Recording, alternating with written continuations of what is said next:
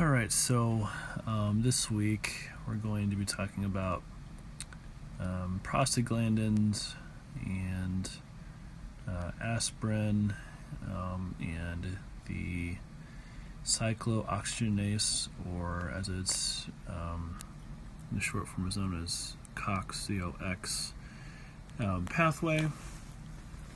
And we're going to discuss how aspirin affects prostaglandins. So, and I'm, for both these parts, I'm just going to do kind of one video. So I'm going to do the kind of shorter portion first, which is part 2. Where I'm going to talk about what prostaglandins do and how aspirin would inhibit the inflammation. So prostaglandins,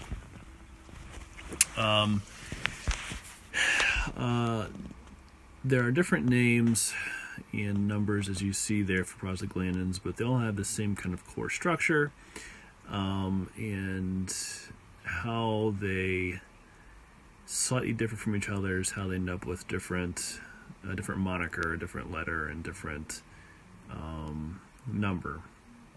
So all prostaglandins contain 20 carbon atoms, including a 5 carbon ring structure, and they are named with a letter which indicates their type of ring structure, followed by a number which indicates the number of double bonds within the hydrocarbon string, if you will, hydrocarbon series. So when it comes to prostaglandins, they are actually found in really all kind of major tissues, and a certain prostaglandin can have opposite effects depending on where it's acting. For instance, in some tissues, a prostaglandin may induce vasodilation, and in some cases it can cause constriction. And a part of this pathway, which we'll get into when it comes to the COX-1 or cyclooxygenase pathway 1, is it actually can induce clot kind of formation too, or platelet kind of aggregation. And again, depending on where it acts, it can sometimes cause platelet aggregation to occur or to not occur. And so aspirin acts to, I guess in the case where constriction and and where platelet aggregation does occur, and where inflammation can also occur, it acts to prevent this from happening. And it does by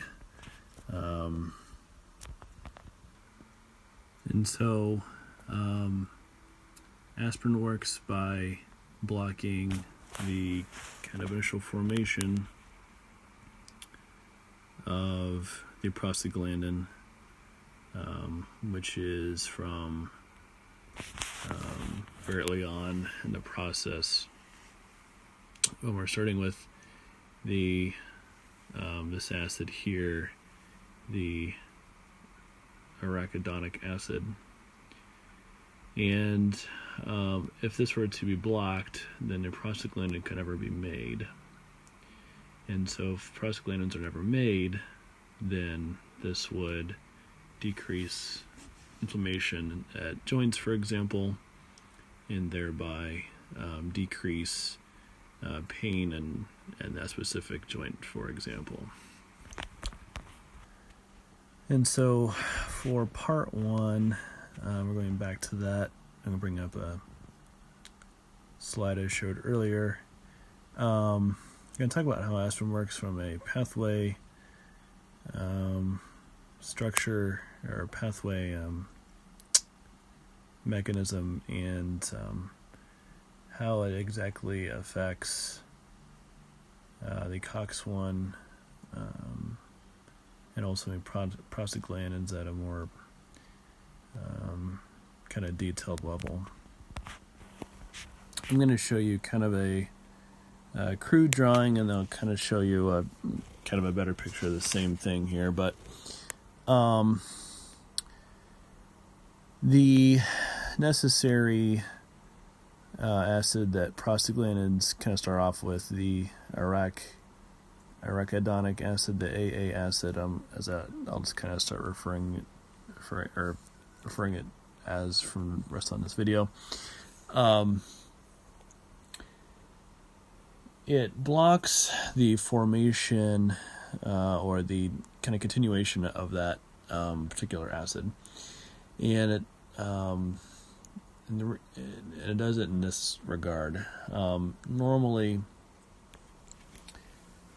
that acid comes up. There's usually like a hydrophobic channel that the acid will take,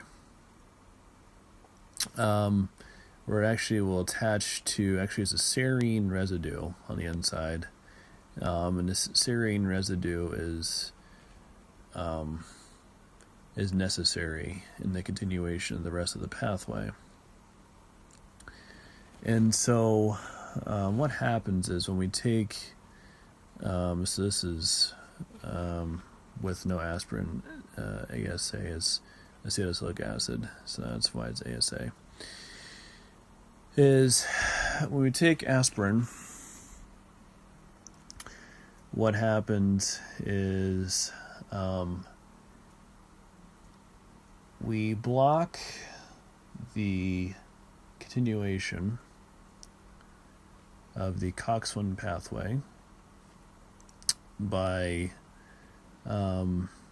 dropping off a acetyl group. And so this is a formation of aspirin here, or this is a structure of aspirin I should say. And so it is this group right here that that is coming off of aspirin and attaching to this serine residue. And because of this, we are inducing a lot of steric hindrance,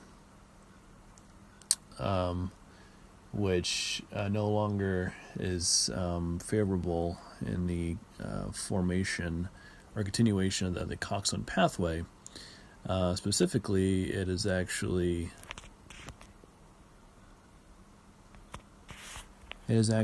a irreversible inhibitor. So this is a pathway that we kind of talked about earlier. So for prostaglandins to be formed,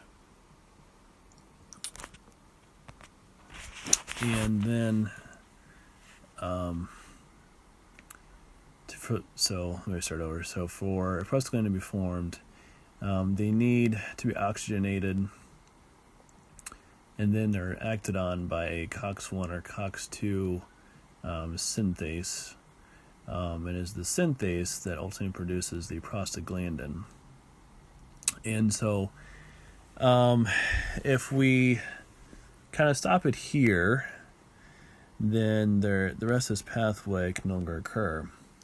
And I'm going to come over here to this kind of sidebar over here, because there's a term over here that we might have come across in studying the